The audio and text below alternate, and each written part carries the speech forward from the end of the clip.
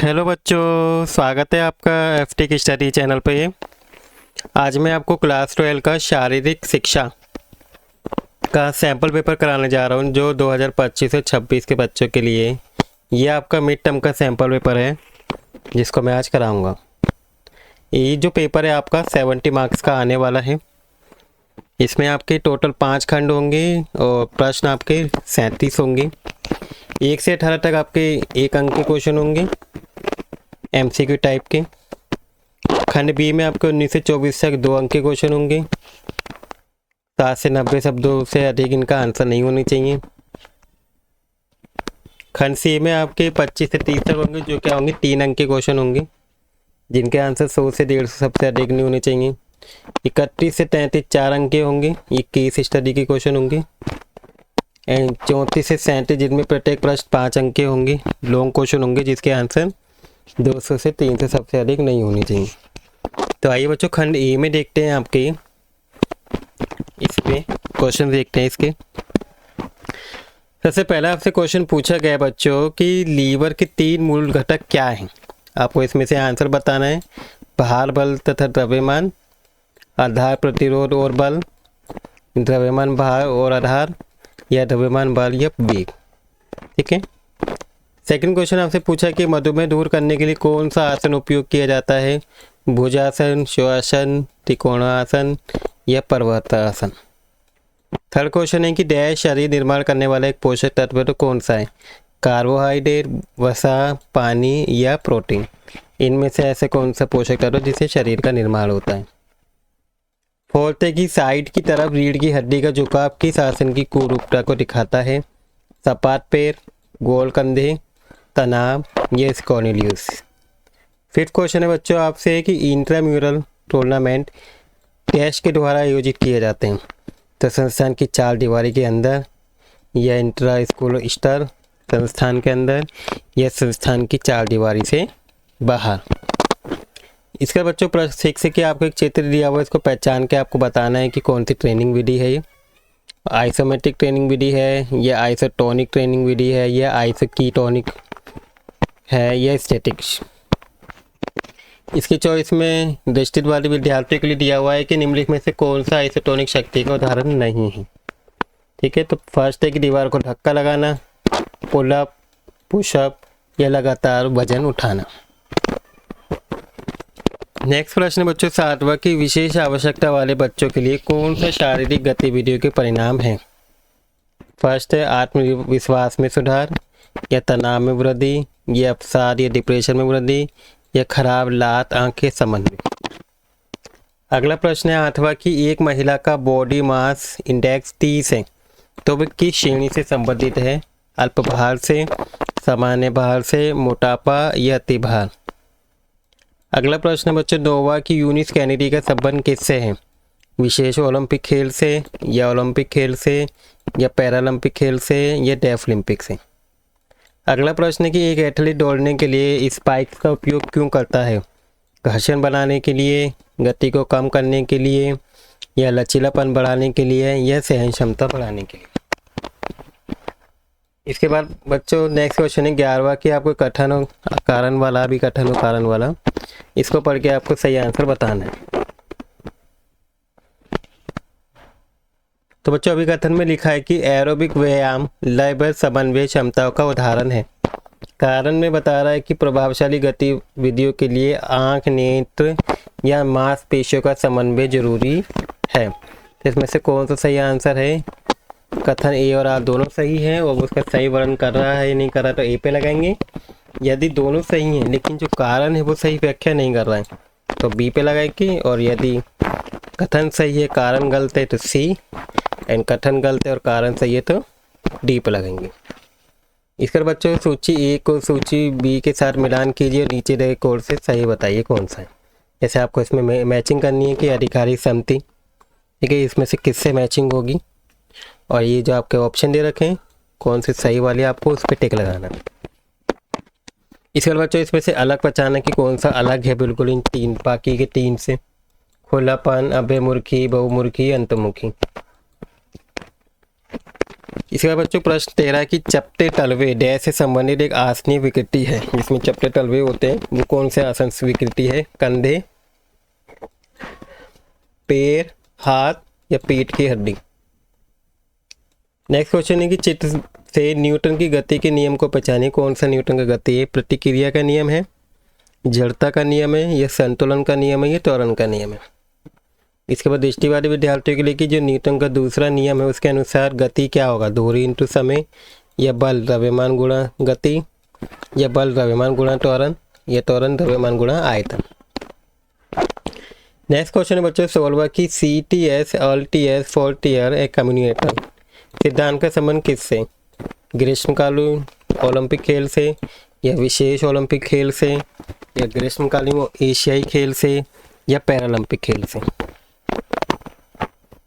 इसके बच्चों नेक्स्ट है सूची 1 और सूची 2 के साथ इसमें मैचिंग करनी है कि ऊपरी शहर की शक्ति, सहन क्षमता, निचले शरीर का लचीपन, गति, इनमें से किससे मैच होगा इनकी वो बतानी है। बस सही वाला आपको टिक लगाना है। इसके बाद बच्चों प्रश्न 18वां की त्वचा की ऊपरी सतह का निकलना क्या कहलाता है? कंट्यूशन, चीरा, रगड़न, या फ्रैक्चर। इसके बाद बच्चों सेक्शन बी आ जाता है, खंड बी, जिसमें आपके प्रश्न नंबर 19 पूछा है कि वक्रासन के क्या लाभ हैं वो आपको बताने दो। नेक्स्ट है बच्चों खेल में आक्रामकता के प्रकारों का वर्णन कीजिए। 21वां क्वेश्चन है बच्चों की स्पेशल ओलंपिक के बारे में लिखिए। एंड 22वां क्वेश्चन आपसे पूछेगा कि नॉक और लीग टूर्नामेंट के बीच क्या अंतर है ये बताइए। 23वां क्वेश्चन है कि वसा व्यवस्था के लिए क्यों, स्वास्थ्य के लिए क्यों जरूरी है या आवश्यक है। 24वां क्वेश्चन है बच्चों की शक्ति को परिभाषित कीजिए और इसके प्रकार की सूची भी देखिए। इसका बच्चों खंड सी है। खंड सी में 25वां प्रश्न की महिला एथलीट ट्राइड की व्याख्या कीजिए।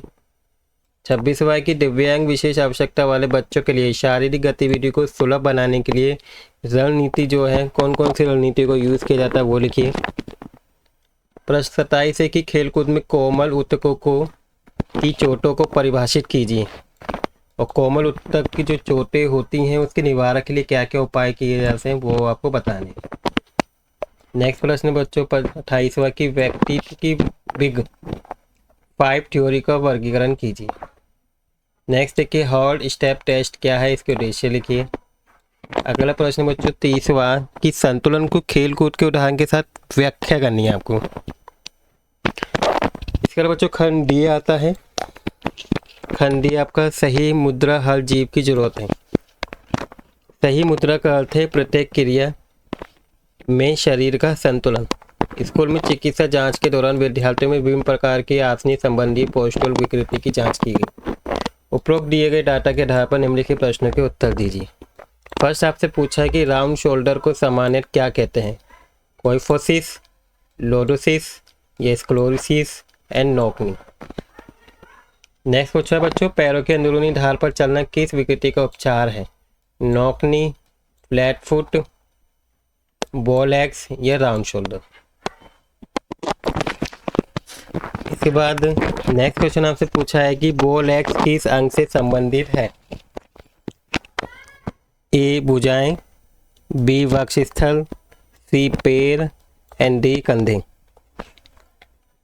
फिर अच्छा फोर्थ क्वेश्चन है कि घुड़सवारी की इस विकृति को सुधारने का सबसे सर्वोत्तम व्यायाम है?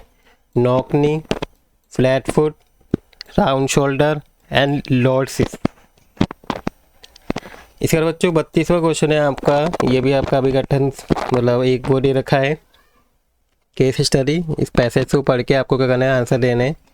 इसमें आपको लिखा हुआ है कि सुनीता 12वीं कक्षा की शारीरिक शिक्षा की छात्रा है, ठीक है, और उसे उसके शरीर शिक्षक ने वरिष्ठ नागरिकों के बीच शारीरिक फिटनेस का परीक्षण करने का काम दिया है, ठीक है, फिटनेस को चेक करना है और वे परीक्षण करके अपने परिणाम अपने शिक्षक के साथ क्या करेगी शेयर भी करेगी, साझा भी करेगी। तो इस डाटा को पढ़ के आपको क्या निम्नलिखित प्रश्न के उत्तर देने हैं। फर्स्ट पूछा है बच्चों कि वरिष्ठ नागरिक की शारीरिक फिटनेस मापने के लिए मानक परीक्षण का क्या नाम है? हॉल स्टेप टेस्ट, या AAHPIR युवा फिटनेस टेस्ट, या सीनियर सिटीजन फिटनेस टेस्ट, या क्रॉस बेवर टेस्ट। इसके बच्चों सेकंड पूछा है कि chair sit and reach test किसे जांचने के लिए उपयोग किया जाता है?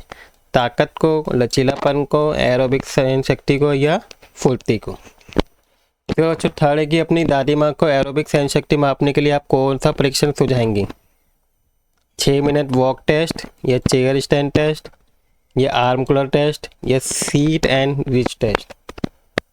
अगला क्वेश्चन पूछा है बच्चों कि पुरुषों के लिए आर्म कर्ल टेस्ट में डंबल का वजन कितना होता है? जो डंबल होते हैं 5 पाउंड यानी कि 2.3 किलोग्राम, 8 पाउंड यानी कि 3.6 किलोग्राम, 10 पाउंड यानी कि 4.5 किलोग्राम एंड 12 पाउंड यानी कि 5.4 किलोग्राम। इसके बाद बच्चों प्रश्न 33 हुआ है, ठीक है, ये भी केस स्टडी है। इसमें आपको लिखा है कि रमेश जी एक शारीरिक शिक्षा टीचर हैं। उन्होंने स्कूल के वॉलीबॉल खिलाड़ियों का चयन किया है और खिलाड़ियों के बीच अधिकतम समन्वय और फिटनेस क्षमता, सहन शक्ति और कौशल विकसित करने के लिए प्रशिक्षण कार्यक्रम भी तैयार किया है। उन्होंने वॉलीबॉल खिलाड़ियों का प्रदर्शन को बढ़ावा देने के लिए विभिन्न पद्धतियों का उपयोग किया है। तो इस डाटा को पढ़ के आपके जो नीचे क्वेश्चन दे रखे हैं इनके आंसर देने हैं। फर्स्ट क्वेश्चन पूछा है आपसे कि अधिकतम शक्ति बढ़ाने के लिए किस प्रकार का प्रशिक्षण और व्यायाम उपयोगी है? ए सर्किट प्रशिक्षण, वेट ट्रेनिंग, इंटरवल प्रशिक्षण या फॉल्ट लेग प्रशिक्षण? अगला प्रश्न है बच्चों आइसोटेनिक व्यायाम किसे बढ़ाने में सहायक है? लचीलापन, सहन शक्ति, शक्ति या गति? थर्ड क्वेश्चन पूछा है बच्चों की सहन शक्ति विकसित करने की प्रशिक्षण विधि कौन सी है? इंटरवल प्रशिक्षण, वेट ट्रेनिंग, प्लायोमेट्रिक प्रशिक्षण या सर्किट प्रशिक्षण? अगला प्रश्न है बच्चों फोर्थ की वॉलीबॉल खिलाड़ियों के लिए रिएक्शन कोऑर्डिनेशन एबिलिटी क्यों महत्वपूर्ण है? ए है सर्व करने की तकनीक सुधारने के लिए या खेल के दौरान तुरंत प्रतिक्रिया देकर गतियों को समायोजित करने के लिए, जोड़ों की लचक बढ़ाने के लिए, डी केवल मांसपेशी की शक्ति बढ़ाने के लिए? इसके बाद बच्चों नेक्स्ट क्वेश्चन है आपका प्रश्न नंबर 34वां, आपका खंड ई से है कि शक्ति को परिभाषित करें और शक्ति को बढ़ाने के लिए कोई 2 तरीकों के बारे में लिखिए। ये आपका 5 मार्क्स का क्वेश्चन है। नेक्स्ट क्वेश्चन बच्चों 35वां की 11 टीमों के लिए सभी चरणों के साथ एक नॉकआउट फिक्सचर बनाएं, ठीक है, जो 5 मार्क्स का है। अगला प्रश्न बच्चों 36वां की दमे को परिभाषित कीजिए और कपाल भाती की विधि और विपरीत संकेत लिखिए, ठीक है। अगला क्वेश्चन है बच्चों 37वां की संतुलित आहार के आवश्यक घटकों की व्याख्या कीजिए। आपको डिटेल से इसका आंसर देना है 5 मार्क्स का। तो ये था बच्चों आपको शारीरिक विज्ञान का क्वेश्चन पेपर मिड टर्म का, जिसमें आपके 37 क्वेश्चन आए हैं। मैंने आपको सभी क्वेश्चन बता दिए, आपको किस टाइप के क्वेश्चन आएंगे, आपको इनके आंसर देने होंगे, ठीक है। तो इस पैटर्न में आपका एग्ज़ाम पेपर आने वाला है। आई होप आपको सारा अच्छे से समझ में आ गया होगा कि किस टाइप के क्वेश्चंस आने वाले हैं और आपको वीडियो भी अच्छी लगी होगी। बच्चों अगर आपको वीडियो अच्छी लगी तो प्लीज़ वीडियो को लाइक कर दीजिएगा और अपने दोस्तों के साथ शेयर भी कीजिएगा ताकि उनको भी पता चले कि किस पैटर्न का आपका एग्ज़ाम आने वाला है। और अगर आप बच्चों इस चैनल पर नए हैं तो प्लीज़ चैनल को सब्सक्राइब भी कर दीजिएगा। Thank you for watching video.